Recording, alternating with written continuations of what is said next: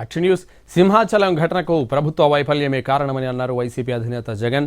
6 రోజుల క్రితమే గోడ కట్టడం ప్రారంభించి 2 రోజుల కిందటే పూర్తి చేశారని విమర్శించారు. చందనోత్సవానికి ముందుగా ఎందుకు ఏర్పాట్లు చేయలేదని తప్పుబట్టారు జగన్.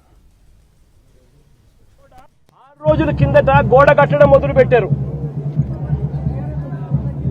2 రోజుల కిందట గోడ పూర్తి చేశారు. 20 మీటర్లు అంటే దాదాపుగా 70 అడుగులు. దాదాపుగా 70 అడుగులు గోడ పొడుగు, 10 అడుగులు ఎత్తు. ఈ గోడ కట్టే దాంట్లో ఎక్కడా కూడా కాలమ్స్ ఎక్కడా కనిపించవు. టెండర్లు కూడా పిలువకోకుండా కట్టేసేయండి అని చెప్పి కట్టేశారు. దాదాపుగా సంవత్సరమైంది చంద్రబాబు నాయుడు గారు అధికారంలోకి వచ్చి. నేను అడుగుతా ఉన్నా చంద్రబాబు నాయుడు గారిని, చందనోత్సవం ఎప్పుడు జరుగుతుందో మీకు తెలియదా అని అడుగుతా ఉన్నా.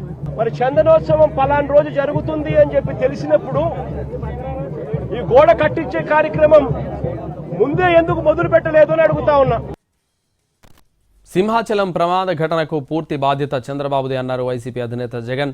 చంద్రబాబు హయాంలో ఎన్ని ప్రమాదాలు జరిగినా ఎలాంటి చర్యలు తీసుకోరని మండిపడ్డారు. అన్ని ఘటనలకు జరిగేటప్పుడల్లా జరిగిన తర్వాత వస్తాడు, వచ్చి ఒక కమిషన్ వేస్తున్నాను, విచారణ చేయిస్తాను అని చెప్తాడు. కనీసం ఒక్క ఘటనలో అయినా కూడా సీరియస్ గా ఎవరి మీద అయినా యాక్షన్ తీసుకున్నారా అని అడుగుతా ఉన్నా. ఎవరి మీద యాక్షన్ తీసుకోరు, ఎందుకంటే ఈయనే దోషి కాబట్టి. తిరుపతిలో మొన్న చూసాం, జనవరి 8వ తారీఖున వైకుంఠ ఏకాదశి నాడు జరిగిన ఘటనలో 6 మంది చనిపోతే ఈయన తీసుకున్న యాక్షన్ ఏమిటి?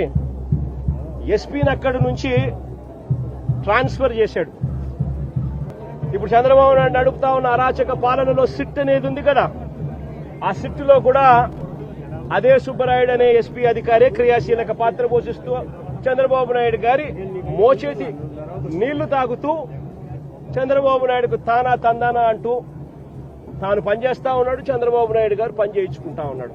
ఆయన తీసుకునే చర్యలు ఏవి కూడా కంటి తుడుపు చర్యలే కాబట్టి ఏ ఒక్కరికి కూడా భయం లేదు.